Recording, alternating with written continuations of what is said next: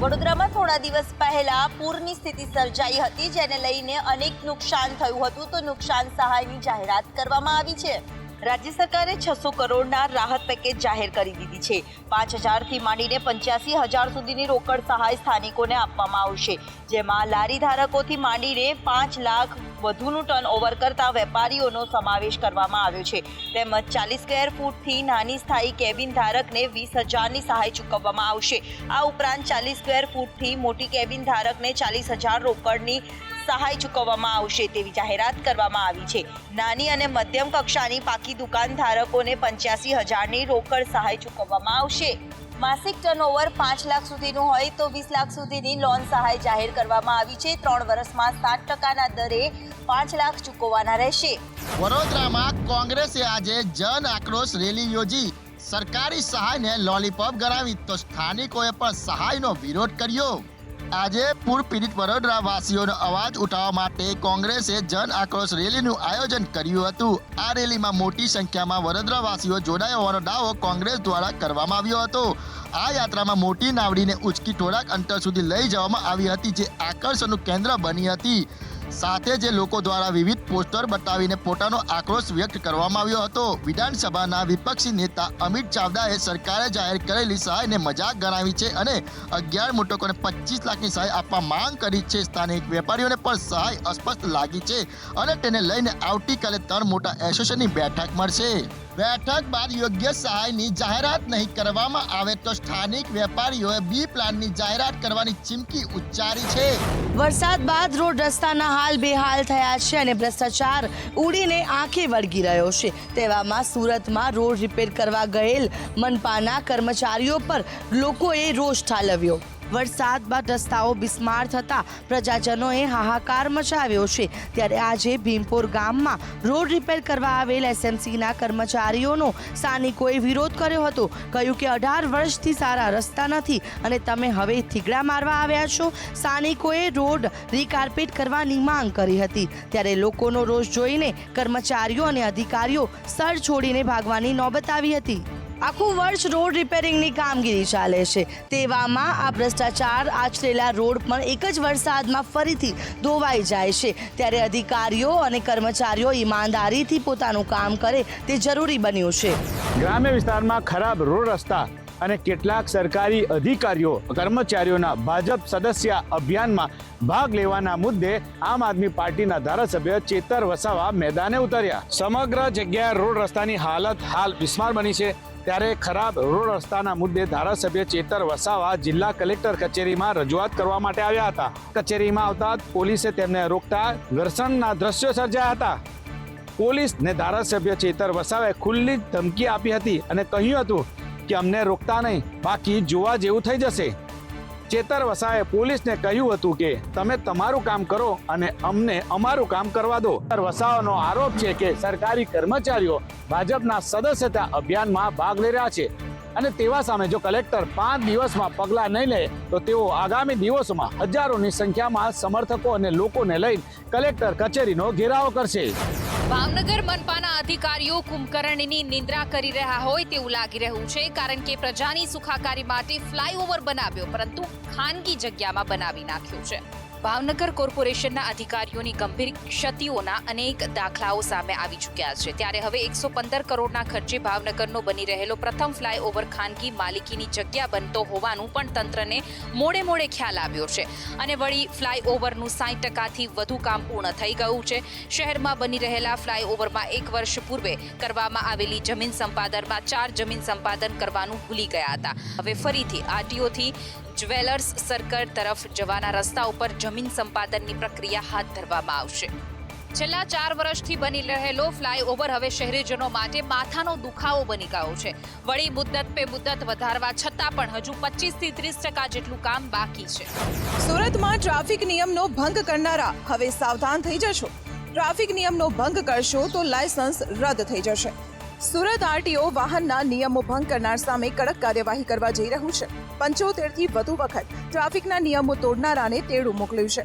આ કાર્યવાહીમાં 55 વાહન ચાલકોને આરટીઓનું તેડું આવ્યું છે, જેમાંથી 100 થી વધુ વખત નિયમ તોડનારા 8 વાહન ચાલકો છે, જ્યારે 75 થી વધુ વખત નિયમો તોડનારા 22 વાહન ચાલકો છે. અને 70થી વધુ વખત નિયમોનો ભંગ કરનારા 25 વાહન ચાલકો છે. સુરત આરટીઓમાં અમુક વાહન ચાલકો તો એવા છે કે જેમને આરટીઓનો દંડ પણ નથી ભર્યો. 75થી વધુ વખત ટ્રાફિકના નિયમોનો ભંગ કરનારા લોકોનો 50,000નો દંડ બાકી છે. તો રોંગ સાઈડમાં વાહન ચલાવનારાઓને નોટિસ ફટકારી દંડ ફટકારવામાં આવશે. અને આ સાથે જ ખુલાસો લઈને લાયસન્સ રદ કરવાનો નિર્ણય આરટીઓ વિભાગ દ્વારા લેવાશે. વકફ બિલના સમર્થનમાં QR કોડના બેનર લગાવવામાં આવી રહ્યા છે, ત્યારે દેશભરમાં વકફ બિલના સમર્થને હાલ હવે જોર પકડ્યું છે. વકફ સુધારા કાયદાના મામલે ગોધરાના ગણેશ પંડાલોમાં લગાવવામાં આવેલા બેનરો હાલ ચર્ચામાં છે. હિન્દુ સંગઠનોએ QR કોડ સ્કેન કરીને વકફ સુધારા બિલના સમર્થનમાં અભિયાન શરૂ કર્યું છે. VHP અને ઘણા હિન્દુ સંગઠનો ગોધરાના ગણેશ પંડાલોમાં બિલના સમર્થનમાં QR કોડવાળા બેનરો લગાવી રહ્યા છે, તેનું સ્કેન કરી રહ્યા છે અને લોકોને મોટી માત્રામાં મેલ કરવામાં કહેવામાં આવી રહ્યું છે. ત્યારે ગાંધીનગરમાં પણ વકફ બોર્ડની ઓફિસમાં સ્ટીકર લગાવાયા છે. VHP બજરંગ દળે QR કોડ સ્કેનર લગાવ્યા છે. આ ઉપરાંત ગુજરાતમાં સરકારી કચેરીઓમાં QR કોડ સ્કેનર સ્ટીકર લગાવવામાં આવ્યા છે. વકફ બિલ લાવીને હિન્દુઓની ચાવેલી જમીનો પાછી લાવવા માટે માંગ છે. VHPના નેતાનું કહેવું છે કે અમે લોકોને વિવિધ માધ્યમો દ્વારા આ બાબતે જાગૃત કરીશું અને તેઓ પાસે આ બિલના સમર્થનમાં મત કરાવવા માટેની અપીલ કરીશું. આજકાલ પરસોત્તમ રૂપાલાનો નવો વિવાદ સામે આવ્યો છે. 2 દિવસ પહેલા શ્રી રામ ઉપર કરેલી ટિપ્પણીને લઈને હવે શાબ્દિક જંગ શરૂ થયો છે. રાજકોટના સાંસદ અને ભારતીય જનતા પાર્ટીના નેતા પરસોત્તમ રૂપાલા દ્વારા ભગવાન શ્રી રામને લઈને એક વિવાદાસ્પદ ટિપ્પણી કરવામાં આવી હતી, જેને લઈને રાજપૂત સમાજ દ્વારા તેનો ઉગ્ર વિરોધ કરવામાં આવી રહ્યો છે. પરસોત્તમ રૂપાલાના નિવેદનને લઈને ક્ષત્રાણી સંગઠન ચેરિટેબલ ટ્રસ્ટના ઉપપ્રમુખ પ્રજ્ઞાબાએ સલાહ આપતા કહ્યું કે પરસોત્તમ રૂપાલાએ હવે રિટાયરમેન્ટ લઈ લેવું જોઈએ. તેમણે હવે રાજનીતિ છોડી દેવી જોઈએ. પ્રજ્ઞાબાએ આરોપ લગાવતા કહ્યું કે પરસોત્તમ રૂપાલાએ ભગવાન શ્રી રામને તુકારો આપ્યો. રામ બાલીથી ડરી ગયા તેવું નિવેદન રૂપાલાએ આપ્યું હતું. રાજપૂત સમાજની મહિલાઓ દ્વારા વિરોધની સાથે હવે રૂપાલાને પાર્ટીમાંથી હટાવવાની માંગ કરવામાં આવી છે. વલસાડના ધરમપુરમાં આવેલી વનરાજ કોલેજની અંદર ABVPની દખલગીરીના કારણોસર વિદ્યાર્થીઓમાં રોષ ભભૂકી ઉઠ્યો હતો અને તેના કારણે વિદ્યાર્થીઓ ધરણા પર બેસી ગયા હતા. ધરમપુરની વનરાજ આર્ટ્સ એન્ડ કોમર્સ કોલેજમાં સાંસ્કૃતિક કાર્યક્રમમાં ABVPની દખલગીરી સહિતની માંગણીઓ બાબતે વિદ્યાર્થીઓએ કોલેજ પરિસરમાં હોબાળો કર્યો હતો અને વિરોધ પર બેસી ગયા હતા.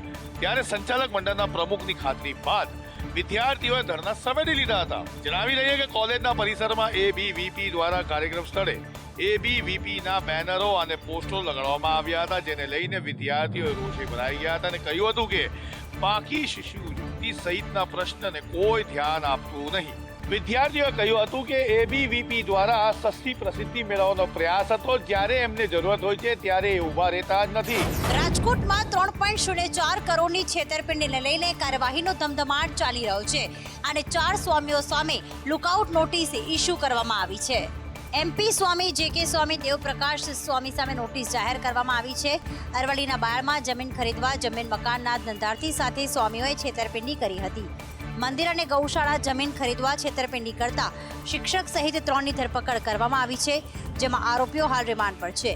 રિમાન્ડ દરમિયાન ચોંકાવનારા ખુલાસા સામે આવી શકે છે. તો 3 સ્વામી સામે ગુજરાતમાં કુલ 5 ગુના નોંધાયા છે. MP સ્વામી સામે વિરમગામ ટાઉનમાં 74.50 લાખની છેતરપિંડી અને સુરતના ઉત્તરાણ પોલીસ મથકમાં વ્યાજને લગતી ફરિયાદ નોંધાઈ છે. જ્યારે જય કૃષ્ણ સ્વામી ઉર્ફે JK સ્વામી સામે સુરતના વરાછા પોલીસ સ્ટેશનમાં 1.34 કરોડની અને સાથે સુરત ક્રાઇમ બ્રાન્ચમાં પણ 1.34 કરોડની છેતરપિંડીની ફરિયાદ દાખલ થઈ છે. કચ્છમાં શંકાસ્પદ તાવના રોગચાળાથી હાહાકાર મચી ગયો છે. લખપત અને અબડાસા તાલુકામાં આઇસોલેશન વોર્ડ પણ ઊભા કરી દેવામાં આવ્યા છે. કચ્છમાં ભેદી રોગચાળો વકરતા માતાના મઢમાં 30 પથારીની વ્યવસ્થા કરવામાં આવી છે અને નલિયામાં ગ્રામ પંચાયતના કમ્પાઉન્ડમાં 25 પથારીની વ્યવસ્થા કરવામાં આવી છે. તમામ અસરગ્રસ્ત વિસ્તારમાં તાવ, શરદી, ઉધરસ જેવા લક્ષણો કોઈનામાં જોવા મળે તો તરત સેમ્પલ લઈને દર્દીને નજીકની મેડિકલ ફેસિલિટીઝમાં દાખલ કરવા સૂચના આરોગ્ય વિભાગ તરફથી આપવામાં આવી છે. હાલમાં આરોગ્ય વિભાગ દ્વારા હાઉસ ટુ હાઉસ સર્વેની કામગીરી કરી નાગરિકોનું સ્ક્રીનિંગ કરવામાં આવી રહ્યું છે. જણાવી દઈએ કે આ ભેદી રોગચાળાના કારણે અબડાસા અને લખપતમાં કુલ 16 દર્દીઓના મોત થયા છે. કચ્છ સહિત રાજ્યમાં ભારે વરસાદ વરસ્યા બાદ રોગચાળો ફાટી નીકળ્યો છે. ત્યારે આરોગ્ય વિભાગ અને ડોક્ટરો દ્વારા લોકોને સાવચેતી રાખવા અને ઉકાળેલું પાણી પીવા અપીલ કરી છે. દેશની પ્રથમ વંદે મેટ્રો ટ્રેન કચ્છને મળશે. 16મીએ વડાપ્રધાન નરેન્દ્ર મોદી વર્ચ્યુઅલી તેને લીલી ઝંડી આપશે. દેશના મહત્વના શહેરોને જોડતી વંદે ભારત એક્સપ્રેસ ટ્રેનને મળેલા બહોળા પ્રતિસાદ બાદ કેન્દ્ર સરકાર હવે વંદે ભારત ટ્રેનની 2 નવી શ્રેણીઓ શરૂ કરવા જઈ રહી છે. વંદે ભારત સ્લીપર ટ્રેન અને વંદે ભારત મેટ્રો ટ્રેન.